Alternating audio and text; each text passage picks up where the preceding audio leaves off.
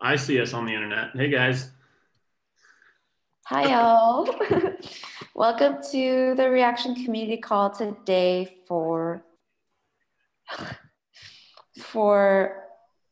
sorry, I'm getting the echo, so I got confused. So I started hearing Wednesday, April 18th, or maybe 19th, where you are, depending on where you are joining us from the world. Today we have Brent and Spencer.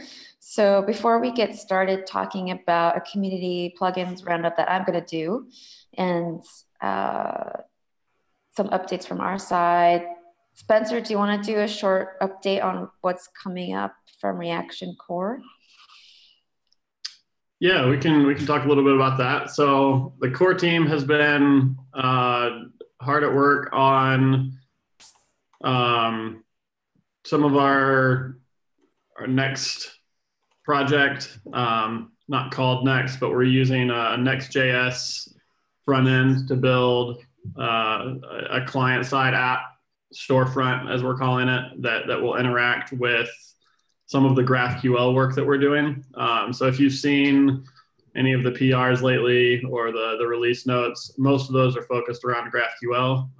We've been doing some experimentation, but now we're pretty excited about the opportunities that GraphQL and having a GraphQL API will enable for us. So that's been the major thrust of that.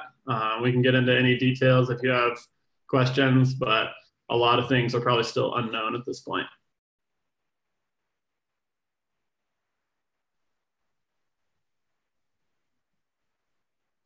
Awesome. And Brent, do you want to just talk a little bit about what your team is working on? My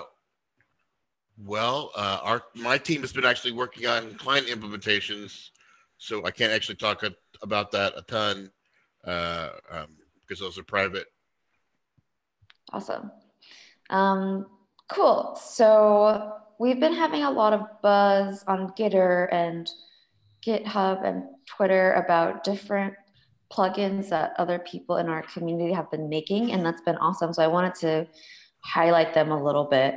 And if you want to get links for all of these, the links for all of these plugins are in our show notes, which you can get from Google Doc.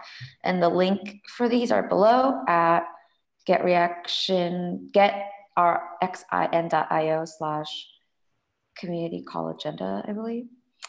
But the first one I wanted to talk about is from NJ Botkin. I hope I said that correctly. But he has a Reaction SSR preview plugin that is a client-side plugin that shows a little kind of like a screenshot preview of the page in white as it's loading, as the next route is loading. Another one that we've had is more on the DevOps deployment side, but it's a fork of the Meteor Build Pack Horse, tooling that helps you ease deployment by overcoming failures like boot timeout. They use it with Heroku, and so they have a pretty good documentation, so you can see how they do that if you're doing deployment yourself. I used that build pack, or I discovered the build pack. It's actually a PR into the original one. The guy, can't remember the guy's name that right off the top of my head, but the one we've been using for the last year and a half, or people have been using. But it's a new one, like you said, with a couple of Reaction. It's Reaction specific. The other one is just a Meteor build pack. This is specific to Reaction and works around the fact that Reaction takes a while to start up, and so Heroku will often time out. So it actually provides a little proxy that like says, "Hey, I'm still working, Heroku. Don't worry, I'm still here," so that it doesn't bail. So it actually allowed me to deploy on Heroku a couple of days ago. That's fantastic. Love to hear that coming from the community. Yeah, it's awesome. And this, I actually tested this Braintree subscription payment one as well, and I put in a PR for it, and so it's up to date with the current build. And what it does is that basically it would work well in a scenario where you basically sold one product, maybe you had an education site and everybody could buy your subscription to something like Egghead.io or whatever. You can create one plan on Braintree, and everybody who purchases through that subscription payment gateway would be purchasing that one plan. So it's. Do you want to say something? Yeah, well, I just actually had somebody reach out to me via email, and I was like, yeah, I don't know of anybody who's implemented a subscription payment gateway yet. So they were trying to do some research, I think, for a pet food subscription service. Hey, if you're watching, I'm trying not to reveal too many details. But no, I was like, I don't think so, but I think it would be pretty easy to do it, via Stripe or Braintree. But it sounds like we've already got somebody who's built at least a prototype version in Braintree. Yeah, I would say if you're doing that, I would grab that as a starting point. It doesn't tie subscriptions to a particular product. You can basically, everybody who would check out gets this one plan. So that would be the improvement you would need to make. But it does go through the whole thing of grabbing the plan and purchasing that and then reflecting that in the checkout. So it's definitely a step up.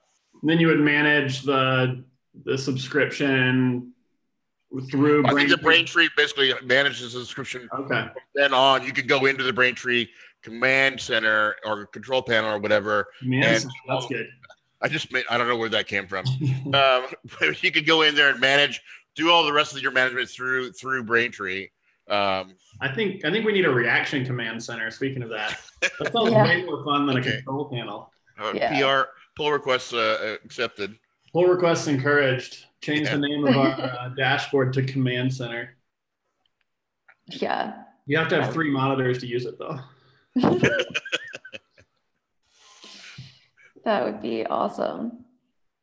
All right. So those are the 3 we have for today. If you're thinking about making a Reaction plugin, or you're wondering if what you're using would be useful to others, definitely let us know. And reminder, we have a page in our docs where we have a list of both kind of historic Reaction plugins and also current ones that we check with the current release. So that's a great place to get started to see how other people are making plugins, things like that. And if you want your plugin featured in our call, just let us know. Contact us through Gitter or through our Google form. That would be awesome. All right, so for this community call, we're just gonna go straight in with different questions that we've been getting on Gitter and our Google form. This question is one that we kind of get every so often, so I wanted to just tackle it head on. This question comes from Pat Newell in Gitter. What is the state of analytics? I know we used to support Google Analytics, but I checked it was no longer available. Further, I saw some removal of analytics code slated for the next release. So Spencer, do you want to talk a little bit about that from the core side? I do, yeah. More than anything in the world. Thanks, Machiko.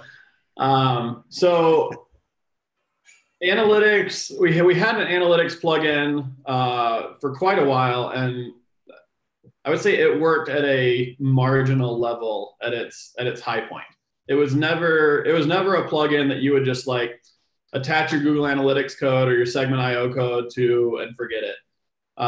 It did some things pretty well, especially in like the 0.10 days through maybe 0.15 when we were more or less exclusively using Blaze as our template rendering engine. As we started to shift to React, though, a lot of the analytics code was really baked into the way that Blaze handles clicks, that Blaze handles building up templates and stuff like that. And so, it was more or less like as we transitioned a template or a piece of the UI from Blaze to React, we were also incidentally removing any kind of analytics functionality that worked with the core analytics package. I think there are several people out there who have taken that core analytics package and made it work with their existing site. I know when I was working with Get Outfitted and our UI was entirely in Blaze, we used that core analytics package as a starting point and we added on to it. So we added all the additional kind of checkout flow events, add to cart, remove from cart, all the different checkout steps so that we could actually track somebody through a funnel But at its core, I think the main reason we were moving or removing the analytics package is that it just didn't do what it was supposed to do anymore. Um, and I think the other side of that is that almost all of that analytics was baked into the client side. There were a few events that happened on the server, maybe an order refund or something like that. But by and large, it was happening on the client. We're anticipating that most of our users are going to be rewriting the client in some way anyway. Your storefront is something that you're likely going to customize. The product grid is likely something that you're going to have some input into. And the type of events that you're tracking, while there is like a set of e-commerce events, is not necessarily going to be identical from one person to another, from one e-commerce shop to another. So that's one of the reasons that we haven't tried to bake just a global universal analytics plugin back in. I do think we're working on a reference implementation that will connect to our GraphQL API. I think we will have just kind of standard segment events built into that, which can be sent maybe to Segment or to Google Analytics. But I don't see us trying to solve analytics on the client side with this one size fits all plugin. Just because I think there's so much going on with any given client side implementation that much of that is going to be rewritten anyway. Awesome. Thanks for giving us that update.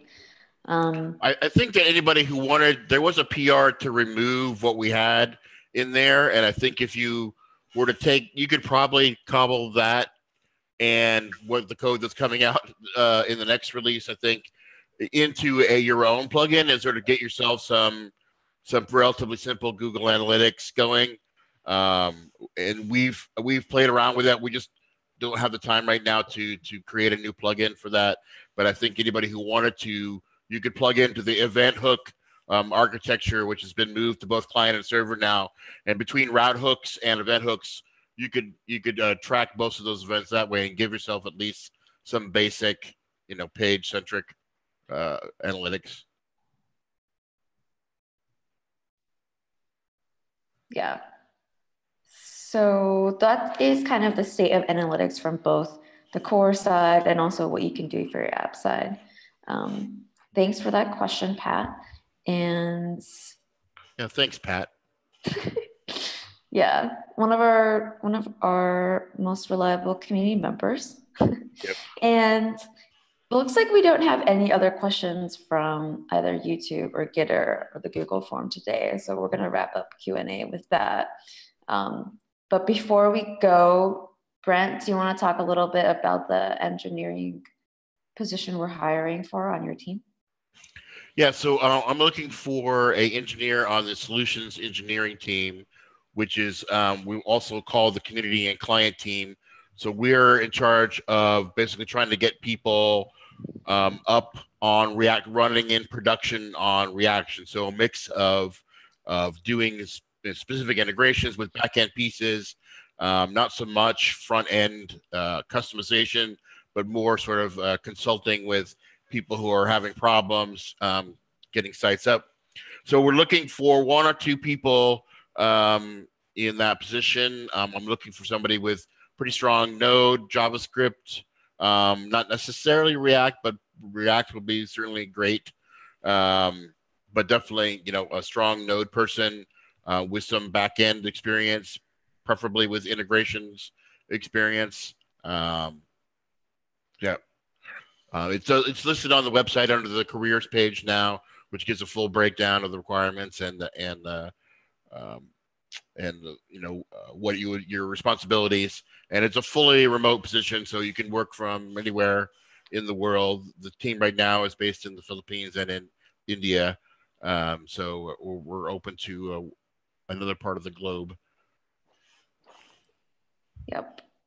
And you can find that job posting on reactioncommerce.com/engineer. And that's, Careers. And that's where you can find more information about, things like our benefits package and things like that. Which our benefits package is super, super cool. Not to over promote working here, but I think we recently had a blog post about how cool our parental leave package is. And I think there's just a lot of really cool perks about working here. So highly recommend it. I just passed my year mark and it's been outstanding. So join us. Be fun. Yep. So that's it for the call today. We'll see you in 2 weeks. Bye, guys. Bye.